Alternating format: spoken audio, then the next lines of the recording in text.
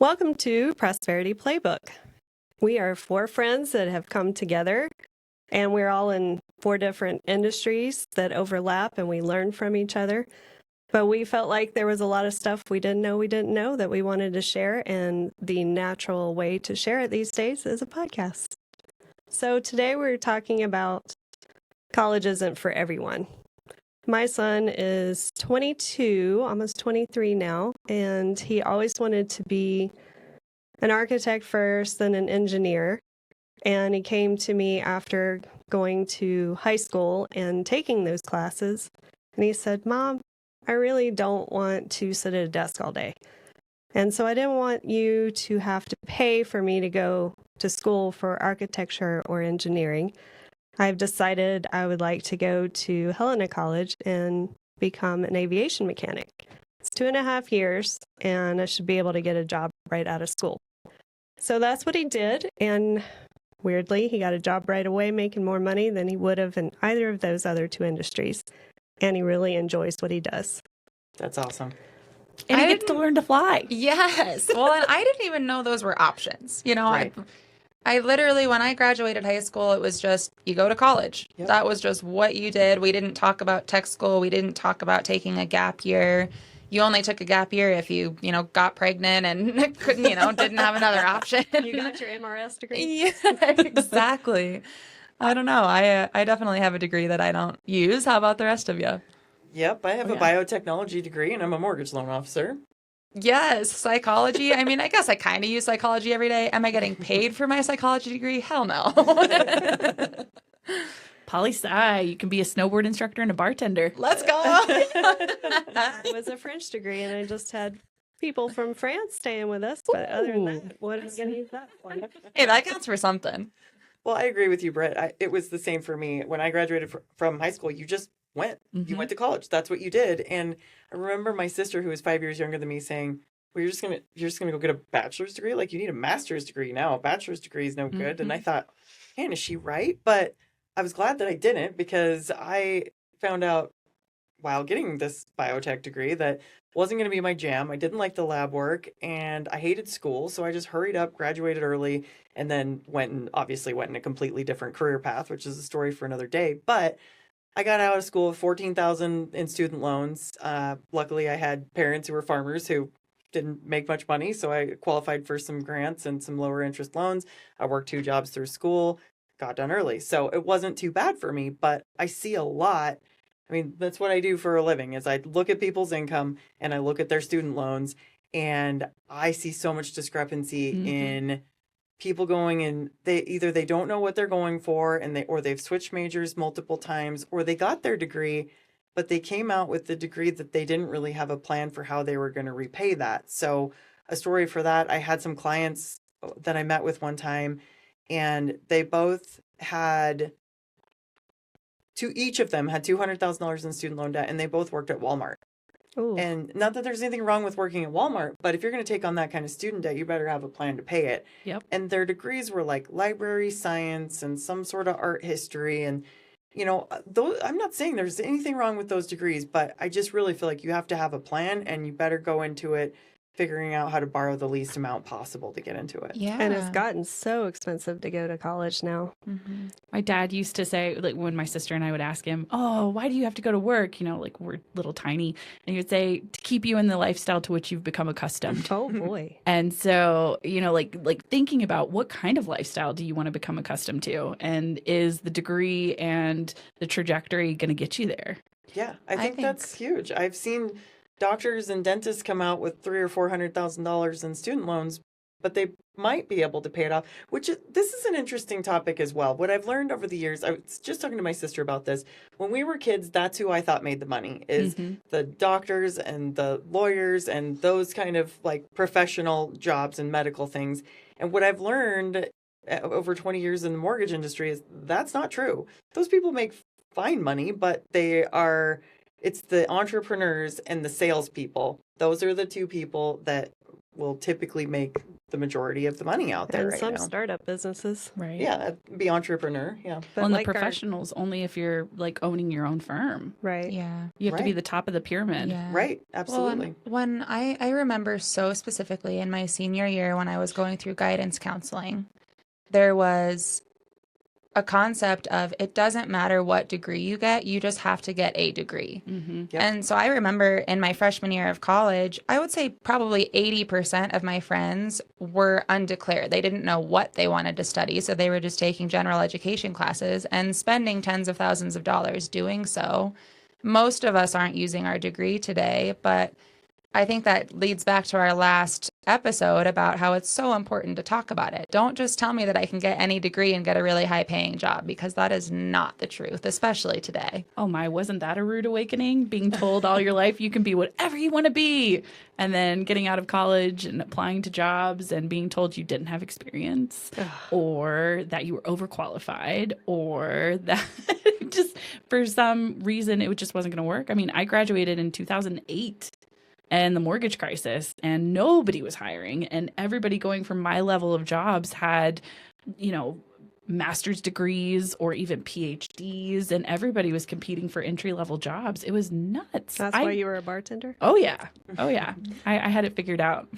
Well, that's actually how mine was too. I graduated in December of 2001, so right after September 11th. There was nobody was hiring geez. anywhere, and I applied for biotech jobs just because that's what my degree was. Even though knowing it wasn't what I really wanted to do, I still needed to pay bills. So, and I couldn't find a job anywhere. Like you said, it was either you needed experience or a master's degree or something. And so I walked into a title company that was opening. It was my first job when I was 15. I said I have some title experience, which most people don't even know what title insurance is. Right. So they were like, great, we'll give you a job. And I'd worked my way up through that and eventually learned a story for another day. But that's how I ended up being a mortgage loan officer.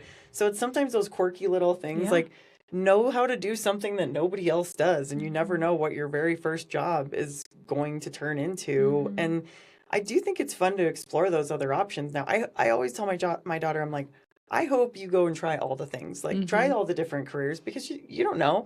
And I read a stat at one point that said the average person changes not just jobs, but careers 7 times in their lifetime now. Yeah. It used to be, in the 50s and 60s, you worked for the same job, you retired with a pension and a gold watch, and that is not the case anymore.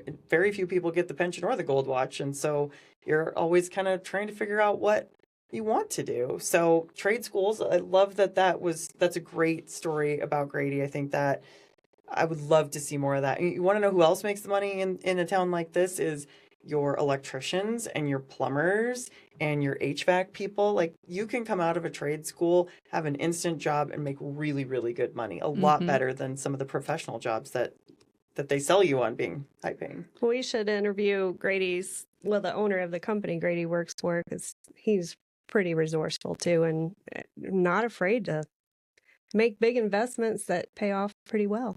That's awesome. So that's how I ended up with a French major. I just kept changing all the time, which actually worked out in my favor, because I've discovered that colleges sometimes try to keep you in an extra year or two.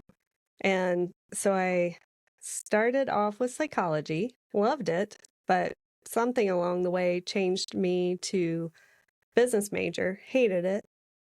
And it was because I had to study business law and it about law or my any favorite. lawsuits. So yeah, there's a career for everyone. So then I switched education and got super frustrated watching how great the kids were when we were together with them, and they go back over the fence out of the school and right back to what was influencing them at the time. So then I just said, hey, I have enough classes in French. I can just graduate. They don't even notice. So I did. It's interesting because I feel like as we're kids and we're learning about our career choices, they're very generic, broad topics that we're given. You can be a nurse or a doctor, or you can be a psychologist, or you can be a teacher. There's these boxes that we think are the only boxes available. And as an adult, I realize how many thousands of jobs there are out there that I didn't even know existed, that I didn't know were an option. I really wish that it was built into our school system to shadow. Because if I would have shadowed people in sales and in these different industries, I would have realized that I didn't want to go to school for psychology. But, you know, I just went because I took a test that said I would be a really good psychologist because I'm an empath. And I ended up stumbling face first into this career, you know, becoming an insurance agent by luck, and realized that I'm really good at it and I really like it because I'm able to help people in such a different capacity. As a kid, if you would have asked if I wanted to be an insurance agent, I would have laughed in your face. Yeah. I wanted to be Britney Spears. That's fair. Well, I do It can think still happen. Use psychology too. Well, it's a good point, though, because nobody says, I want to be a salesperson when I grow up. I want to be a loan officer when I grow up. Probably not many people say an insurance agent, maybe attorneys. I think probably people do say that. And I think maybe realtors more and more now. But again, I don't think people think that they want to go into sales because sales has that like negative connotation. But I just truly believe there's a right way to do sales, which is that you are helping people find something that they need and that they want, and you're helping do it the right way. And when you think of it in that connotation, like what's negative about that? So Absolutely. I think people need to embrace being a salesperson and not look at it as the slimy used car situation. And I picture Matilda's dad.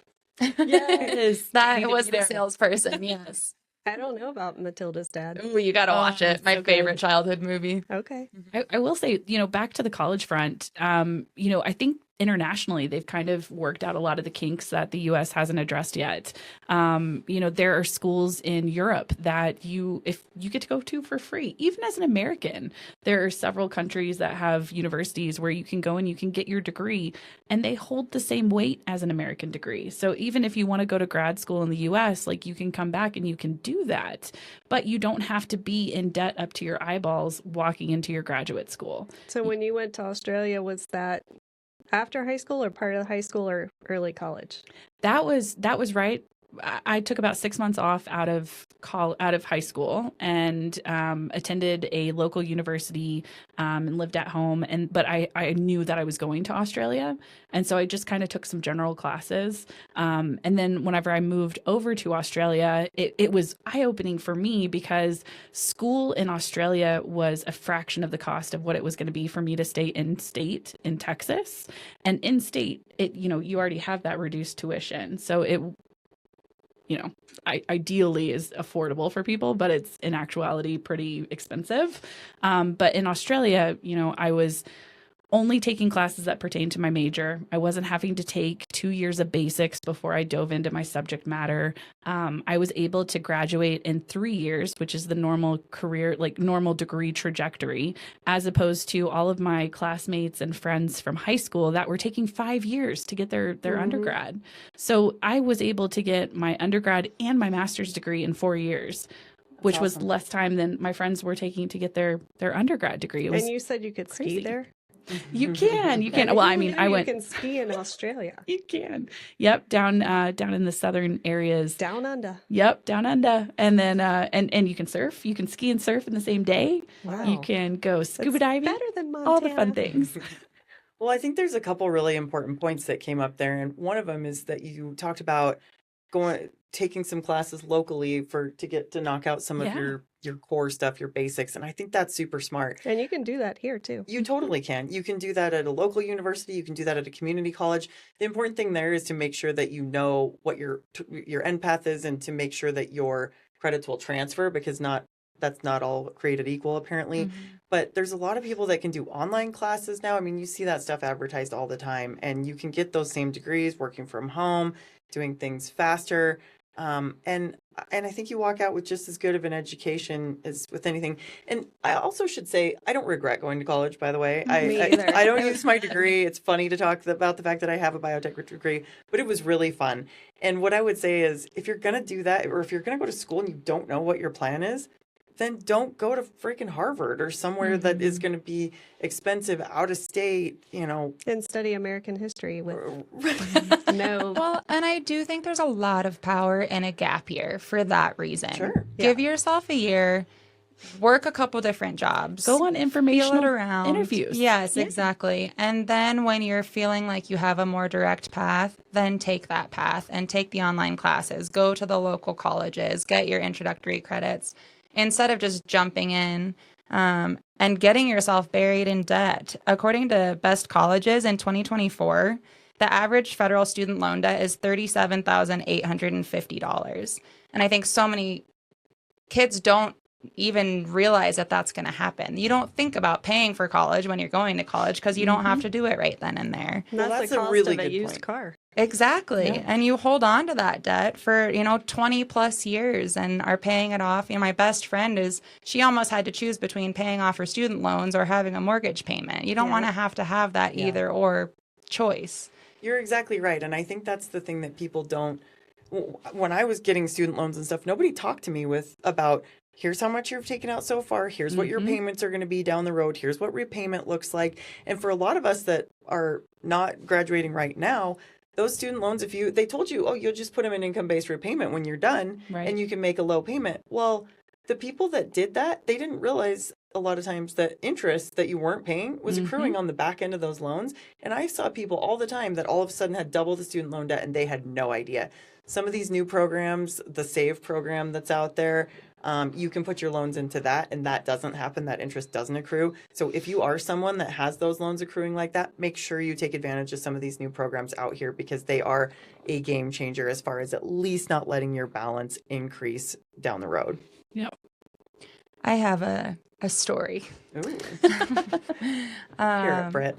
When I went to college, I was out of state. I went from Wyoming to Montana. Tuition was very expensive. And for my first year, I thought that I had my tuition paid for. I had a big plan for it. And all of a sudden, I was getting letters from the Dean of Students' office saying, your tuition hasn't been paid. If you don't pay it by this date, you're going to be dropped from your classes. And I was very confused and reached out and tried to figure out why it hadn't been paid. And basically, just due to, in the first episode, unwillingness to talk about money, that payment ended up falling through, which meant that I was then on the hook or I was going to be dropped from all of my classes, which I wasn't willing to do. I was a straight A student. I loved my degree. I was really getting after it. And I ended up just kind of figuring it out. I went to my bank that day and I took out a personal loan. And I maxed out my credit cards and I paid for my full year of tuition. And then I was paying for that year for years and years and years because I had my credit card interest rate that I was then paying on. Of course, there was a small interest rate on the loan Over that I took 20%. out. Exactly. So yes, I figured it out. And yes, I ended up getting my degree. And yes, I was not only in that debt, but I also had my student loans that I had taken out. But I wish that I would have known what all of my options were because then I would never have put myself in that situation. I would have had some different resources. And I felt like I didn't have the people in my corner that were having those tough conversations. I didn't even know where to look. I remember filling out the FAFSA for the first time and I was like, what even is a FAFSA? And my Right. parents had never filled it out. I was the first person in my family to go to college. So, there's so many of these resources where we need to have answers. Somebody needs to help us answer those tough questions so that we don't have to go through those struggles, especially at And 18. ask us the hard questions so we can think about it and come to like a thoughtful decision on things. Yeah. It just amazed me that you knew to even go to a bank and they gave you a personal loan as a student. Agreed. Yeah. That doesn't happen, kids. I think the only reason I knew to go to a bank is because I knew that banks had money. And if they didn't know what to do, they could send me to somebody who would. So, Yeah, I do think it's a planning process. And I remember applying for scholarships and grants and things like that. But I just feel like there wasn't ever that end conversation of what are you going to do at the end? How much money are you going to make? And how is this worth funding this going forward? I may have made different choices and it all worked. Everything happens the way that it's supposed to. But I see all the time people with just mountains of student loan debt that they have no plan for ever paying off. And it's not really their fault. Like they didn't even, honestly, talk about predatory lending. I personally believe student loans is about the biggest predatory lending that's out there because Agreed. they don't have the skills to know that they're taking on that debt and nobody is coaching them through like, you know what, is that a good idea? or, tough conversations. Like you said, maybe somebody needs an ass kicking. I was actually just talking to my brother-in-law this weekend, and he was talking about his brother who, after I think he was starting his 7th year of college, he'd changed his major multiple times, was racking up debt, and my brother-in-law told his brother, hey, you're done. You're moving to Texas. You're coming down here with us. You're going to stay with us for 30 days. You're going to get a job, and you're going to figure it out from there. Yeah. And he did. And, he moved on, and he has a good career. And, sometimes it just takes somebody having that tough conversation to push you a little bit. And that's back to our money conversations from last week, is we need to be able to talk to people about that. Like, I want to be called out if I'm doing something wrong, or if somebody knows I can do something educated. better, please tell me. Yeah. Please tell me what I don't know, because as you always say, Courtney, we don't know what we don't know. Yeah. And I used to teach junior achievement here, which we don't have currently. And it was taught in the different schools. So maybe we can make that our future goal with the podcast. But there's a lot of things, too, that we will educate you on that we've discovered that is predatory that I didn't even know was going on. Mm-hmm.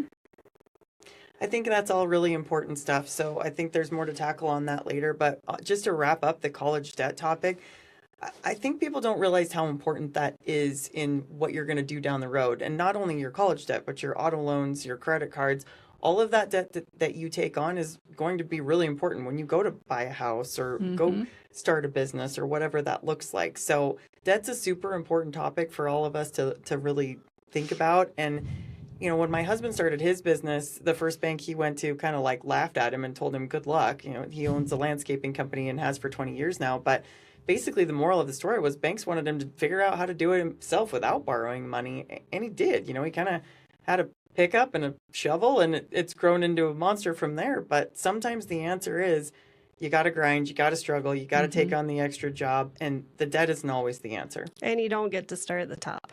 Right. Awesome. So next time on Prosperity Playbook, we're going to discuss saying you're sorry, why is that important, and owning your shit.